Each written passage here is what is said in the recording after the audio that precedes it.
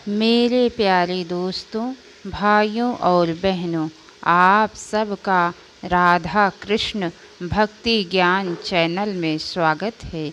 आज मैं आप सबको कूर्म पुराण की कथा सुनाने जा रही हूँ, जिसकी कथा सुनने से हरि बड़े प्रसन्न होते हैं और उस पर हरि की कृपा हमेशा बनी रहती है। तो बोलिए लक्ष्मी नारायण विष्णु भगवान की जय। चलिए दोस्तों, आप सबको आगे की कथा सुनाती हूँ। सूत जी ने कहा, जयध्वज का एक पुत्र था जो ताल जंघ नाम से प्रसिद्ध था। उसके 100 पुत्र हुए जो ताल जंघ ही कहलाते थे। उनमें वितिहोत्र नाम का महान बलवान राजा सबसे बड़ा था। दूसरे वृष इत्यादि नाम वाले यादव पूर्णकर्मा थे। उनमें वृष वंश को बढ़ाने वाला था।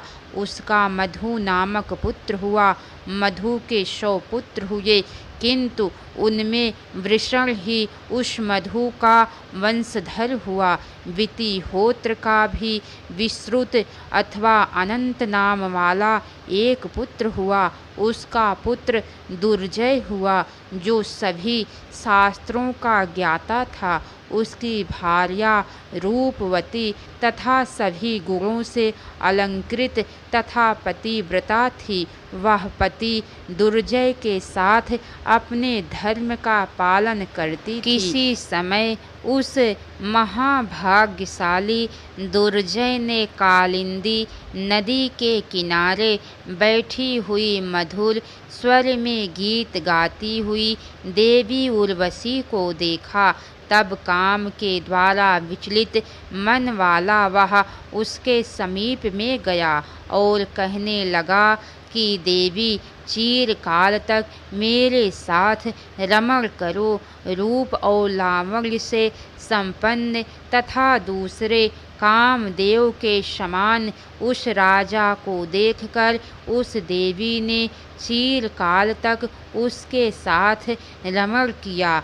बहुत समय के बाद ज्ञान होने पर राजा ने उस रमणी उर्वशी से कहा, अब मैं अपनी सुंदर पुरी को जाऊंगा।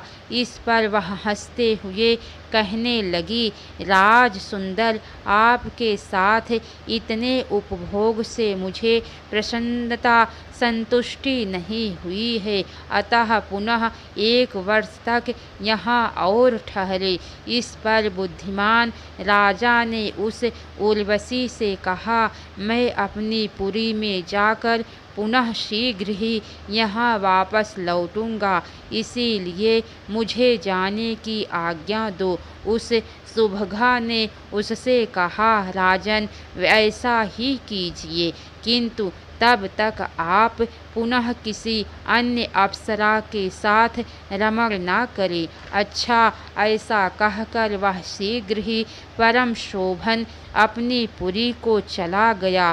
पुरी में जाकर अपनी पतिव्रता पत्नी को देखकर वह राजा भयभीत हो गया। उस राजा की पीन पयोधरों वाली उस गुणवती तथा पतिव्रता भार्या ने डरे हुए पति को देखकर प्रसन्न वाणी से कहा, स्वामिन, आज आप डर क्यों रहे हैं? जो भी बात हो मुझे सत्य सत्य बतलाइए। इस प्रकार का भय राजाओं के लिए कीर्ति कर नहीं है। उसकी बात सुनकर उस राजा का मन लज्जा से झुक गया। राजा कुछ भी नहीं बोला, किंतु उस रानी ने ज्ञान दृष्टि से सब कुछ जान लिया। वह बोली, स्वामिन, आपको डरना नहीं चाहिए, पाप का प्रायश्चित करना चाहिए।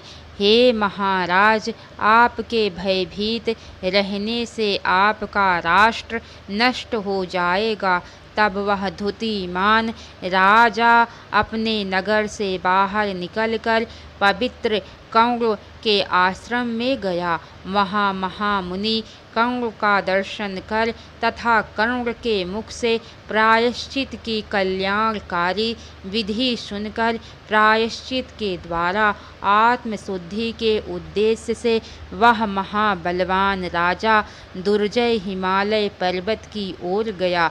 उस राजेंद्र ने मार्ग में जाते समय आकाश में अपने तेज से प्रकाशित होते हुए गंधर्व श्रेष्ठों में उत्तम एक गंधर्व को देखा, जो दिव्य माला से विभूषित था। माला को देखकर शत्रुओं का विनाश करने वाले उस राजा को श्रेष्ठ अप्सरा उर्वशी का स्मरण हो आया। उसने मन में विचार किया कि यह माला तो उस उर्वशी के ही योग्य है। तब माला प्राप्त करने को उद्धत उस अत्यंत कामुक राजा ने उस गंधर्व के साथ महान युद्ध किया। ब्राह्मणों युद्ध में गंधर्वों को जीतकर और माला लेकर वह दुर्जय उस अप्सरा को देखने के लिए आदर पूर्वक कालिंदी के किनारे गया। वहाँ अप्सरा को न देखकर कामदेव के बाण से अत्यंत पीड़ित वह 7 दीपों से युक्त संपूर्ण पृथ्वी पर घूमने लगा। उर्वशी के दर्शन के लिए उत्सुक वह हिमालय के पार्श्व भाग को पार कर उस श्रेष्ठ पर्वत पर पहुँचा, जो हेमकूट नाम से विख्यात था।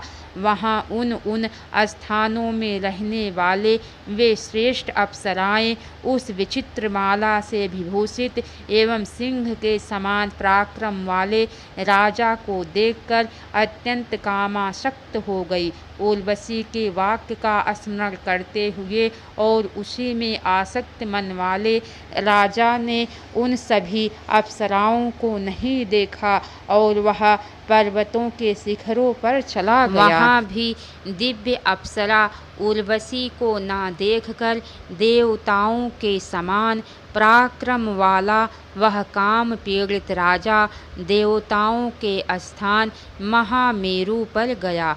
अपने बाहुबल के प्रभाव से गिरि शिखरों को पार करता हुआ वह तीनों लोकों में विख्यात मानस नाम का सरोवर पर पहुँचा।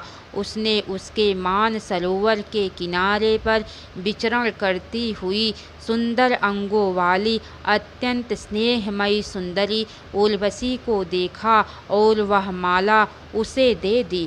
तब उस देवी को माला से विभूषित देखकर वह मोहित हो गया और अपने को कृतार्थ समझते हुए उसने चिरकाल तक उसके साथ रमण किया।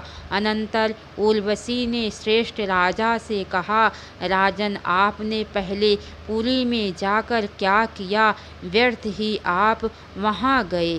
तब उसने पत्नी द्वारा कही गई वह बात, कण्व ऋषि का दर्शन तथा माला का अपहरण सभी कुछ उसे बता दिया। उसके द्वारा कही गई इन बातों को सुनकर हित चाहने वाली उस उर्वशी ने, आप चले जाएं, ऐसा कहा, अन्यथा आपको कण्व शाप दे देंगे और आपकी प्रिया भी मुझे शाप दे देगी। बार बार उसके कहने पर भी काम रूपी मद से मोहित हुए महाराज ने उसका साथ नहीं छोड़ा, उसमें ही मन लगाए रखा।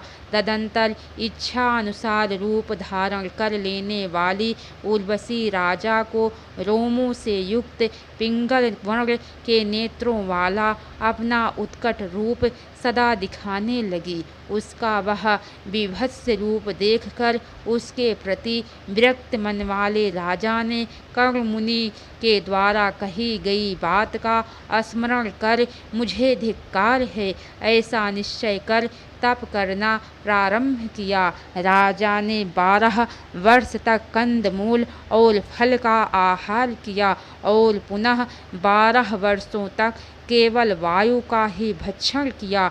कर्ण के आश्रम में जाकर राजा ने डरते डरते अप्सरा के साथ निवास करने और पुनः उत्तम तपस्या करने की सारी बातें उन्हें बता दी। उस श्रेष्ठ राजा को देखकर प्रसन्न हुए भगवान ऋषि कर्ण ने उसके पाप को समूल नष्ट करने की इच्छा से कहा। कर्ण बोले, राजन, तुम ईश्वर जहाँ विशेष रूप से निवास करते हैं उस दिव्य वाराणसी पुरी में जाओ। संसार को मुक्त करने के लिए महेश्वर देव वहाँ ठहरते हैं। गंगा में स्नान कर विधि पूर्वक देवताओं एवं पितरों का तर्पण कर विश्वेश्वर लिंग का दर्शन करने से तुम संपूर्ण पापों से मुक्त हो जाओगे।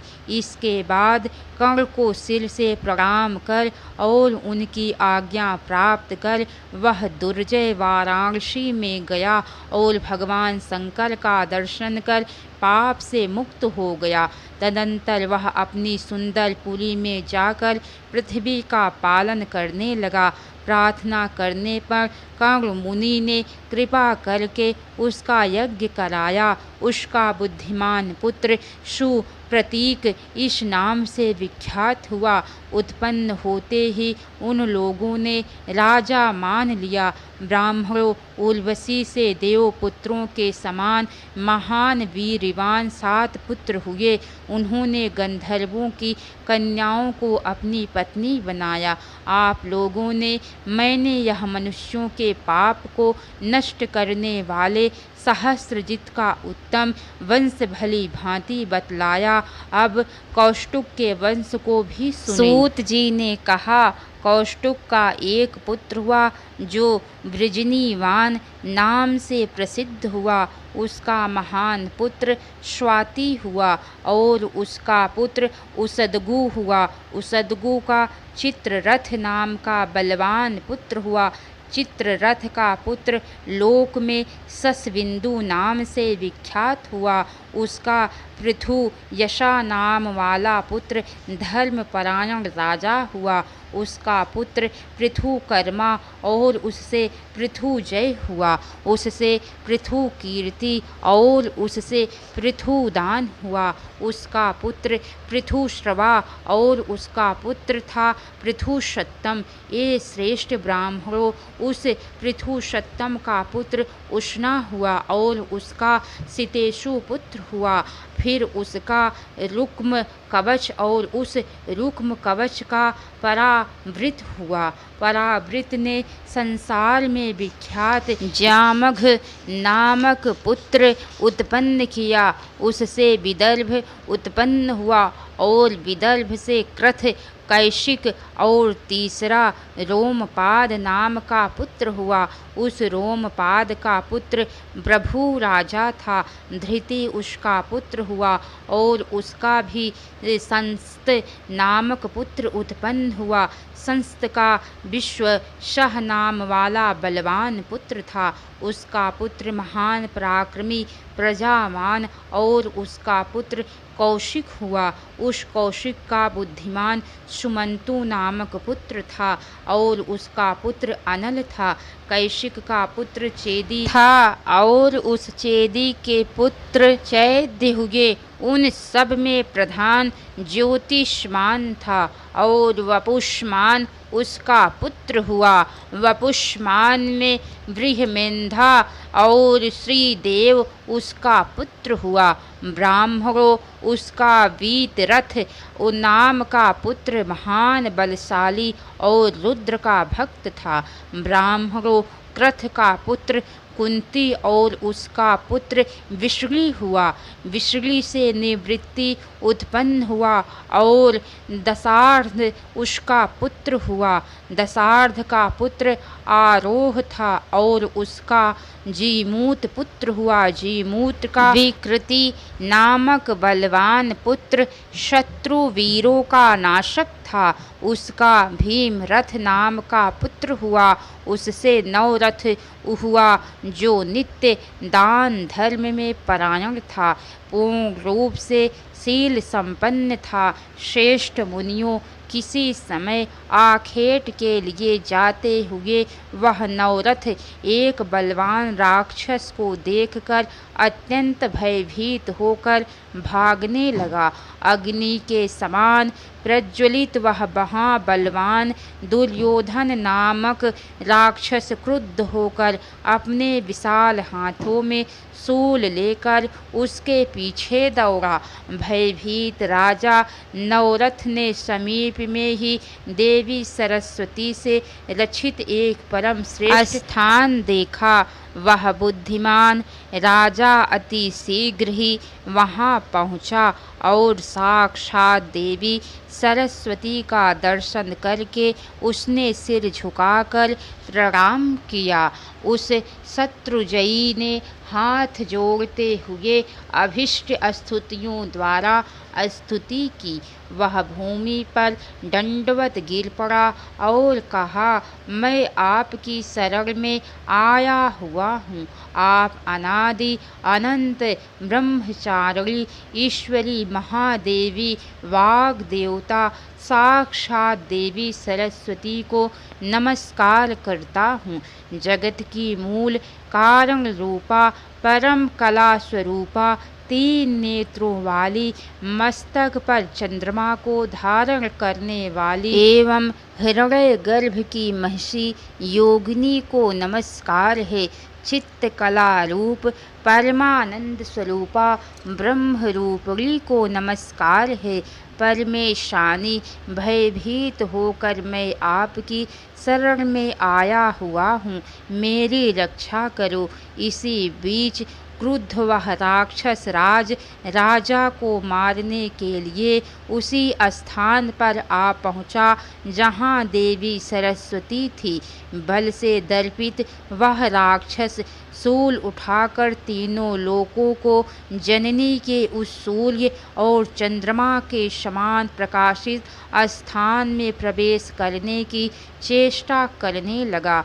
इसी बीच किसी प्रलयकालीन सूर्य के समान महान बलशाली ने शूल से उसके वक्ष स्थल को विदीर्ण कर पृथ्वी पर गिरा दिया और कहा, महाराज आप अब निर्भय होकर शीघ्र ही इस स्थान से चले जाएं। यहाँ अब फिर रुके नहीं, राक्षस मारा जा चुका है। ब्राह्मण तब प्रसन्न मन वाला वह नवरथ उन परादेवी को प्रणाम कर इंद्र की नगरी के समान अपनी नगरी को चला गया। वहाँ उसने भक्ति युक्त होकर देवेश्वरी सरस्वती की स्थापना की और विविध यज्ञों तथा होमों के द्वारा उन देवी का यजन किया। उसका दशरथ नामक परम धार्मिक पुत्र था। वह महातेजस्वी देवी का भक्त था। उसका पुत्र शकुनी था, उससे करम्भ हुआ, उसका देवरात हुआ। उसने अश्वमेघ यज्ञ किया जिसके फलस्वरूप देव छत्र नाम का पुत्र हुआ। उस देव छत्र का पुत्र मधु हुआ, उससे कुरुवश हुआ। उसके सूत्रामा तथा अनु नामक 2 पुत्र हुए। अनु का पुरुकुत्स हुआ तथा उसका पुत्र अंशु था।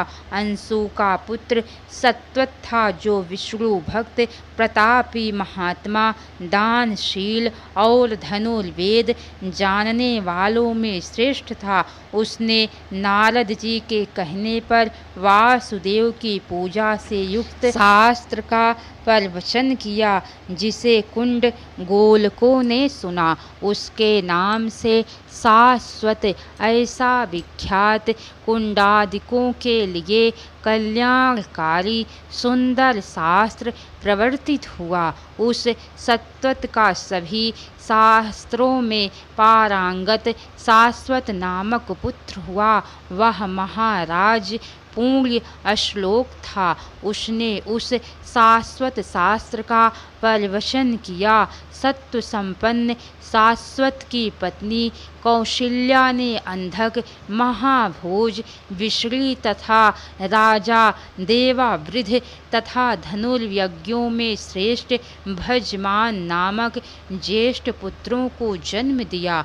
उनमें से राजा देववृद्ध ने मुझे सभी गुणों से संपन्न शक्तिशाली पुत्र हो इस आशय से परम तप किया। उसका पुत्र प्रभु नाम से विख्यात पूर्ण अश्लोक राजा हुआ। वह धर्मात्मा रूप संपन्न तथा सदा तत्व ज्ञान परायण रहता था। भजमान के श्री जयी पत्नी से भजमान ही नाम वाले अनेक पुत्र हुए। उनमें से निमि तथा कृकंग ये दो प्रधान तथा विख्यात थे। महाभोज के वंश में भोज तथा वैमार्तिक उत्पन्न हुए। विष्णु के बलवान सुमित्र अनमित्र तथा शनि हुए। अनमित्र से निघ्न हुआ और निघ्न के महाभाग्यवान प्रसेन तथा श्रेष्ठ सत्राजित नाम वाले दो पुत्र हुए। कनिष्ठ वृष्णि नंदन अनमित्र से शनि उत्पन्न हुआ। उसका सत्यक नामक पुत्र हुआ जो सत्य बोलने वाला था, सत्य संपन्न था। सत्यक का पुत्र युधान और उसका पुत्र अशंग हुआ। उसका पुत्र बुद्धिमान कुली था और युगंधर उसका पुत्र हुआ। विष्णु को माद्री से यदुनंदन कृष्णि नामक पुत्र उत्पन्न हुआ। कृष्णि को स्वफल्लक तथा चित्रक नाम वाले दो पुत्र हुए। स्वफल्लक ने काशी राज की पुत्री को अपनी भार्या बनाया और उससे अक्रूर नामक धार्मिक पुत्र उत्पन्न हुआ। उपमंगु तथा मंगु नाम वाले उनके बहुत से पुत्र थे। अक्रूर का देववान नाम से प्रसिद्ध पुत्र कहा गया है। पूर्ण आत्मा उपदेव भी उनका पुत्र हुआ। इन दोनों को विश्व तथा प्रमाथि नामक दो पुत्र हुए। चित्रक के पृथु विपृथु अश्वग्रीव सुबाहु सुपाशक तथा गवेषण नामक पुत्र हुए। कश्यप की पुत्री ने अंधक से कुकुरु भजमान सुचि तथा कंबल महर्षि नामक 4 पुत्रों को प्राप्त किया। कुकुर का पुत्र विष्णु हुआ और विष्णु का पुत्र कपोत रोमा विपुल हुआ। उसका पुत्र विलोमक हुआ। उस विलोमक का विद्वान नल नामक पुत्र हुआ जो तुम्बरु का मित्र था। अनु भी उसका नाम हुआ। अनु का पुत्र आनक दुंदुम्भी हुआ। ब्राह्मणों उसने गोवर्धन पर्वत पर जाकर महान तप किया।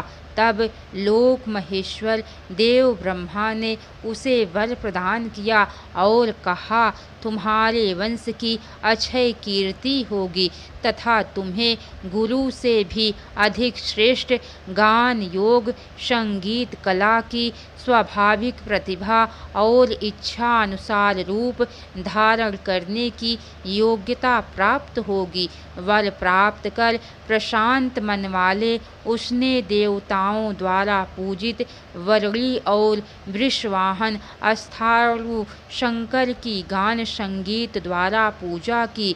गान में रत उस आनक दुंदुभि को भगवान देव अंबिकापति शंकर ने देवताओं के लिए भी दुर्लभ विवाह करने योग्य कन्या रूपी रत्न प्रदान किया। भार्या रूप में उसका साथ प्राप्त कर शत्रुनाशक राजा ने उस चंचल आँखों वाली अपनी प्रिया भ्रांत लोचना को श्रेष्ठ गान योग सिखलाया।